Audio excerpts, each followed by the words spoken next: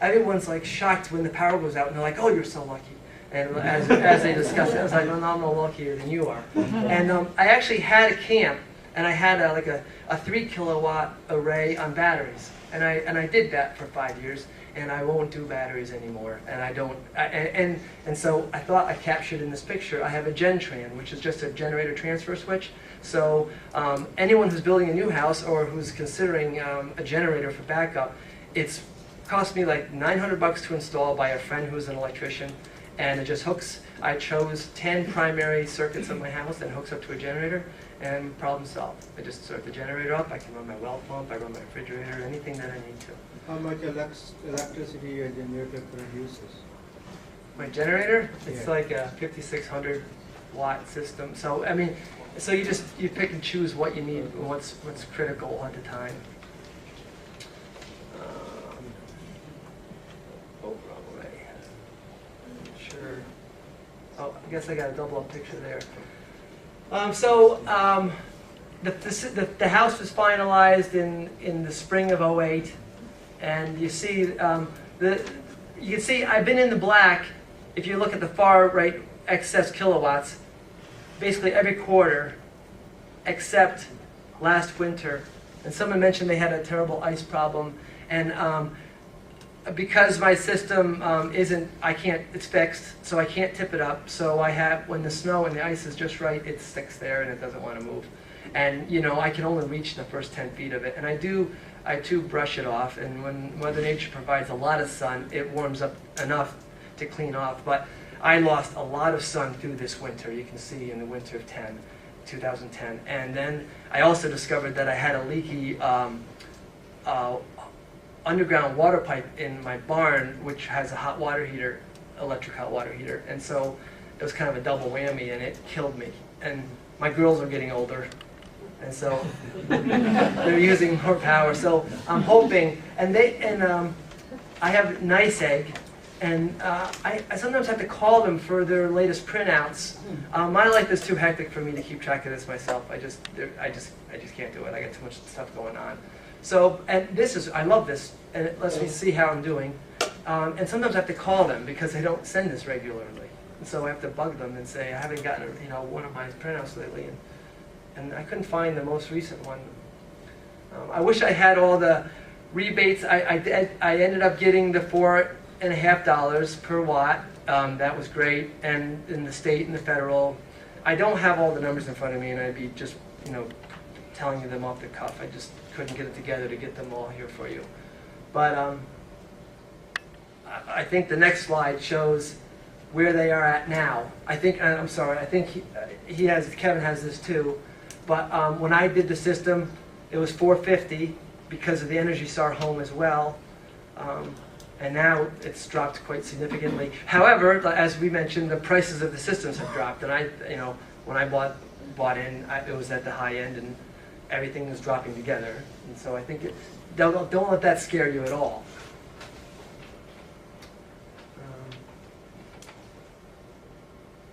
I think that's everything. I'm not sure that's his.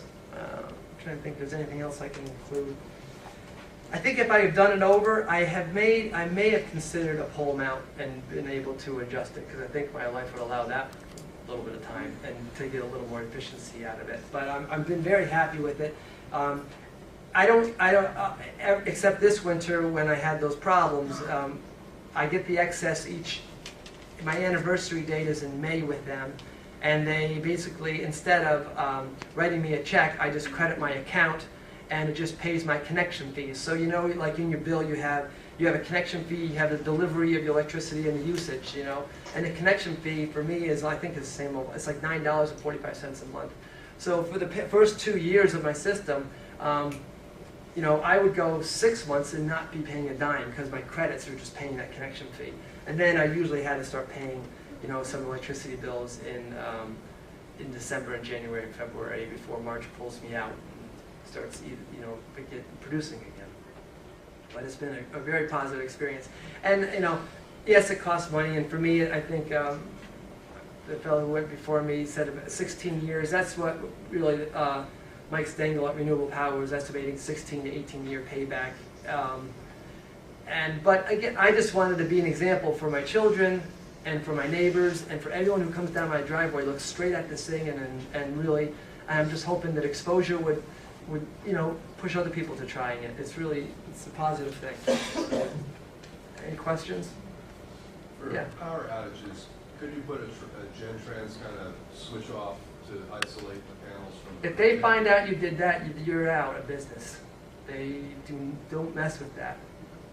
They don't want you messing with it. When the power goes out, you're out. And if they ever could, I was warned about that because I asked. And they said if they ever determined that anything was tampered with, you're going to be disconnected from being able to net. They were serious about that. Yeah. Probably be covered later, but I remember one time if the panels weren't down on your house, you weren't able to get the tax credit. That must have changed. Well, yeah, I got the tax. I didn't have any problems. So, house versus the shed next to the house, I didn't have any problems. Not a bump. So, yeah. Anything else? Yeah. Is there a roof-mounted adjustable system so that you could have a roof-mounted and still adjust the angle if you wanted to? I'll let Kevin answer that one. Yes, you can do that. It's not common, but it's doable. Typically, people who have flat roofs will opt for that because it's easier to stand up there and mess with the adjustment, but it is doable. No, to the other question, there is no problem if it's pole mounted getting your incentives and your rebates. And I think it was Ben, right? Way back, asked the question about the latest technology. So I wanted, and it was alluded to, I think, by Wayne, that the latest technology is called microinverters. And what it is each panel has its own little tiny inverter. So off of every panel, you're getting 240 volts AC. You eliminate all of the high voltage DC wiring that disconnects the fuses. It goes directly into two breakers in your panel. The wiring is much simplified, but the other advantages are it's insensitive to shading. In other words, with a conventional system, if you shade part of the array, you lose a tremendous amount of production. With the microinverters, you can shade any individual panel or a collection of panels, and the rest of the panels keep producing. It's also insensitive to different angles. If you are on different facing roofs, different angles, because each panel has its own inverter, you're not into the issue that was mentioned earlier about a separate large inverter. And the cost is not significantly more for that technology, and it looks that the industry is going that way. And on the backup in case of power outages, I don't know if it came out clearly, but typically it's not worth it if you only lose power once, twice a year for a few hours or a day or two. The generator makes sense, as was mentioned. If you're in an area that loses power often, they do make inverters like what you saw here that will do battery backups. When the grid goes down, it automatically flips to your battery, and it's pretty seamless, and you have power until your batteries run out of power. So there is that option. But generally, I think what you heard was right, that where the grid's fairly reliable or very reliable, it's probably not worth the cost and aggravation of batteries. But you do have that option. The other thing I wanted to mention is that through some looking that I've done, they are making panels in this country. They're not all made overseas. Even in New York, there's companies producing PV panels. So look around. You do have options on where the equipment's made. Some companies have been in business for decades, and some are brand new. And so that's worth looking into or talking about with your vendor. So this is the graph I wanted to show you about the cost of PV. And if I can point it out, this is 1985, $7 a watt versus Here we are at 2011, and you're somewhere between $1 and $2 a watt just for the PV panels themselves. Yeah, yeah. The what I've been hearing from the industry now, from the installers, is that for a simple roof mount installation today, you're looking at roughly $6 per watt. So multiply that out. Typically the systems that people are putting in are 4,000 to 5,000 watts, or 4 to 5 kilowatts. So you can do the math on that, and then you saw that the rebates that are available. So I have a couple more slides of some information, and I'll tell you the best place to find this information. It's a site called Desire, actually, but it's spelled D-S-I-R-E. It's probably .org, but it lists all of everything that's available: credits, incentives for New York, for commercial, for residential, for a bunch of different technologies. But I just picked out a little bit to show you for today. So you can see there's various technologies. This is New York State tax credit, so up to 25% of the system cost, capped at $5,000, 10 kilowatt for residential. And that's most of what you need to know there. Property and sales tax exemption. One thing that I didn't hear mentioned was there's no sales tax on these systems, so that helps as well. And 15-year property tax, they can't jack your taxes up, although we did hear some variation on that. And there's the expiration date for that. This is the rebate from NYSERDA, and just to reiterate, you never see that. They send that directly to your installer. So that, if they're quoting you 30,000, they take the X number of thousands right off the top before you pay any money. So you never pay that amount of money. And then there were, oh.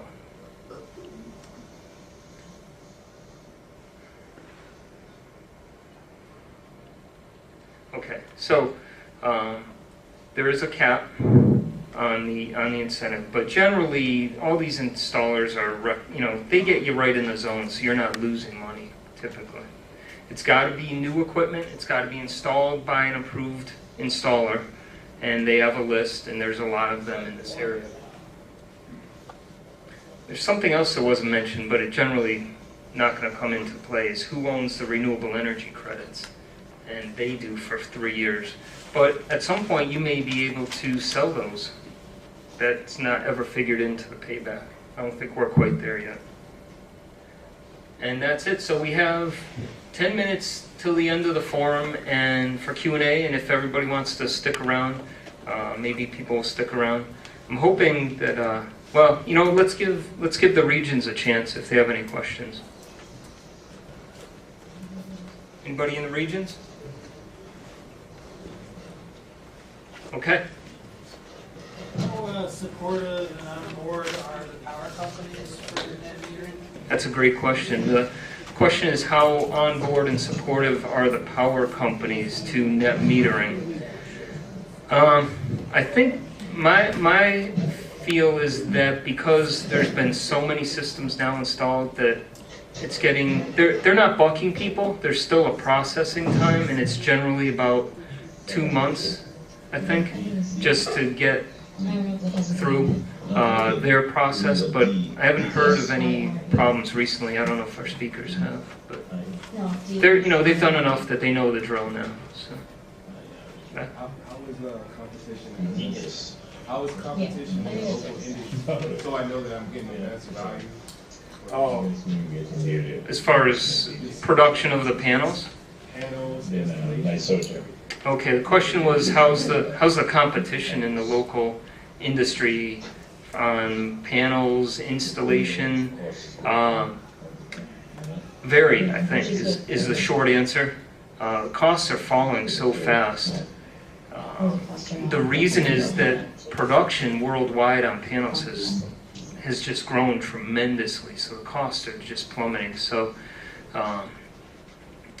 they can't really. There's nobody that's that far off the mark at this point. But like somebody mentioned, they'll come out and give you the pricing for free, And you can quote, get as many quotes as you want, and a lot of it comes down to how, the feel you get from them. If they're in the ballpark, but they really, if they say you're on your own for permitting, or like somebody mentioned, we're going to charge you to come out, there's so many others that are better that you write them off. I did want to say something else about the production. I'll come back to it. Okay. As far as this area, does anybody have an idea of how the real estate industry use it as a plus or a minus extra complication? Huh. The question is, does the real estate industry view these systems as a plus or a minus? And, people who've done it can chime in, but I'm sensing that we're now on the plus side where it's becoming an asset. The other thing to consider, and the reason that may be an asset, that it adds to the value of your property. Think about later on if you're on a fixed income and now you have no utility bill or a very low utility bill, and a utility bill that's not going to increase when your income is not increasing. So that personally becomes an asset. But I think we're there where they're becoming common enough, at least in this area, where it's becoming an asset. And because you have to use professional installers to get the rebates, the systems generally look decent. They don't look like, a home-brewed system. So. If you have steel roofing on, let's say an outbuilding, a garage, any issue with putting the solar panels on that roof if you have steel roofing? Nope, there's no roofing that they can't adapt to that I'm aware of. They can even do clay tile roofing. Okay. Standing seam steel roof. The question was, is metal roofing an issue? Standing seam, they make brackets to just clip onto the standing seams. So yeah, they can pretty much tackle any roofing challenge. Quick response to that, I have a copper roof and they told me they would not put it on a copper roof. So I don't know what the reason is, but, so I have been told that they won't. Yeah, I don't know why copper would be different than steel. But. Yeah, I don't know either. But my question is batteries. I'm surprised at what I've heard today because I've looked into them. And with new technology, especially in batteries like the AGM, the closed batteries, I'm wondering why it wouldn't be, the money you would invest in a generator, why couldn't you invest that in a really high quality battery for your backup power? Okay. And what are the negatives for people who have real life experience? Question is about why not invest in batteries given the newer technology. AGM was mentioned, absorbed glass mat, which is a sealed batteries, maintenance-free batteries. You're probably looking at $8,000 to $10,000 in batteries, for one thing. Nobody on a residential scale is really using exotics. They're mostly still using lead acid, but sealed versus unsealed is a choice. With unsealed, there's maintenance. And if you were, as a backup, which I think you were asking, as a backup with maintenance-free batteries, they'll probably last. They could last 10 years because they're really not being drawn down there. With a battery backup, they're kept topped off, so they're kept in as good of condition as you can keep a battery, but you're still looking at replacement at some point in the future. And if you were to do an off-grid system where you rely on batteries, you're looking at replacement, unless you're buying real high-end. I mean, batteries, there's a whole range of quality, and you can go all the way up to industrial batteries that theoretically could go 20 years, but they're very expensive. It's certainly doable. People do it, especially in the backup configuration, or I think Wayne mentioned, or somebody mentioned off-grid, maybe it was Rob, mentioned off-grid at a camp. It's certainly doable, and people still do it, and there's companies around here, one in particular that I know that focuses strictly in off-grid battery backup systems. So you can do it. I had toyed with that decision personally, and for my situation, I'm doing grid tied. But more recently, a thought that occurred to me is that if I'm paying my connection fee for NYSEG, I forget who was saying theirs was only $9. Mine is significantly higher, and I don't know why, but say because you have to pay to stay connected. Somebody's got to maintain the lines, and you're using the grid as your battery is really the way to look at it. You store your extra energy in the grid, you take it out when you need it. So the grid is really your battery, and you pay for that service through your connection fee. And for me, $25 a month over time. $25 a month, that's not delivering uses, that's just being there. That's just being there. So we need to talk. We need to talk. But I thought about adding that up over time, and the cost of the batteries. If I had to spend $8,000 every, optimistically every 6 years, it's more than what I'd be paying for my grid connection fee. So even the math didn't work out for me. But everybody's metric is different. Just as a follow-up, it's only for people who would get a generator to back up anyway. So if you're not going to even have a generator, I can see the rationale. But I think generators need to be replaced every so often also. So that was the comparison I was making. Yep. Yeah. It's really you gotta write the numbers out and see what works for your situation. I'm a little confused about how it works when you make more power than you use that month. Do you get some sort of a credit in an amount, so when in your low month, then you just use it, or are you actually buying it back? It's on an annual basis that they settle up with you. So if you're making more than you're using, you wouldn't pay for electricity that month. And then as you go into, say, the winter months, you start buying power. And then on, I guess it's the anniversary date of when